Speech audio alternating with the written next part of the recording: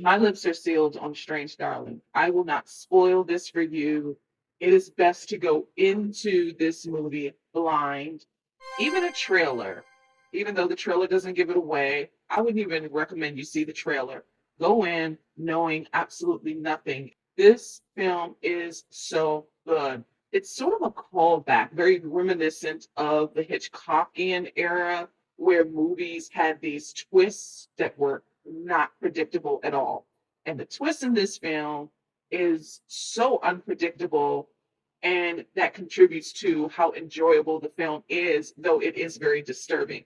It is pulse pounding, it is very intense. It will have you on the edge of your seat. There are some jaw dropping moments. It's action packed. There are elements of Promising Young Woman for sure, and Monster. And the star of this film, Willa Fitzgerald, gives that type of performance that Charlize Theron gave in Monster, especially the last 5 minutes. I was holding on to every line of dialogue she gives. Her performance is so masterful. This is a rated R horror film that was written and directed by J.T. Molnar, and he does a fantastic job. I would even say that this screenplay should be nominated for an Oscar. It is that good. And the cinematography, the technique and style of this film, and the tone add to the intensity and keeps you on the edge of your seat because it is told in a non-linear way. This is chaptered, and the chapters are out of sequence. So it is a non-chronological narrative, but it's still easy to follow. But that non-linear way that the story unfolds helps with the twist. It helps keep you guessing because there is a bombshell ending, even though the story is told out of sequence. And that really helps. Like, that's what reminded me of like the Hitchcockian era of storytelling, because we have seen so many movies and so they become predictable, especially in the genre, the horror genre, the suspense thrillers. They're very predictable. We can really much guess. And here you're invested because it's just that good. And that is a direct reflection of how well it's directed, how well it was written, and how well the performances are. So, who's in it? Along with Willa Fitzgerald, there is Kyle Gallner, Ed Begley Jr., Barbara Hershey, Giovanni Ribisi, even though he is the DP, he does some voice work, Jason Patrick. It's stacked. I want to say this because I am so impressed with Willa Fitzgerald's performance in this film and Kyle.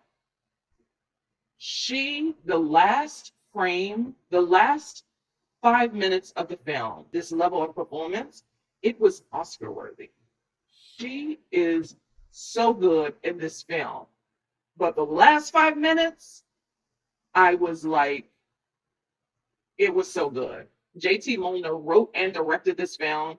The DP is none other than actor Giovanni Ribisi. It's beautifully captured on 35 millimeter film. The texture of the film, it has this cinematic quality that just draws you in as if it is a true crime story, which they say it has some elements of a true story. The entire film just keeps you on your toes. I love that. What is this film even about? So you have to remain vague because I don't want to spoil the experience. Now on IMDb, the log line says nothing is as it seems as a twisted one night stand spirals into a serial killer's murder spree. Now, after I've seen it, I would say, remaining ambiguous, I would say that this is about a promiscuous woman's debaucherous tryst with a perilous stranger that turns into a dangerous game of cat and mouse.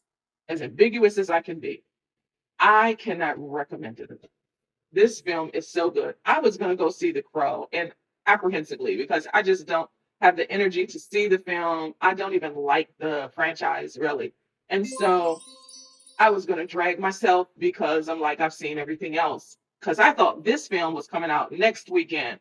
I'm glad I double checked and saw that this was playing this weekend and chose this instead. I am so glad I did because this is a good movie. I highly recommend that you go see Strange Darling in theaters on the biggest screen you can find this week.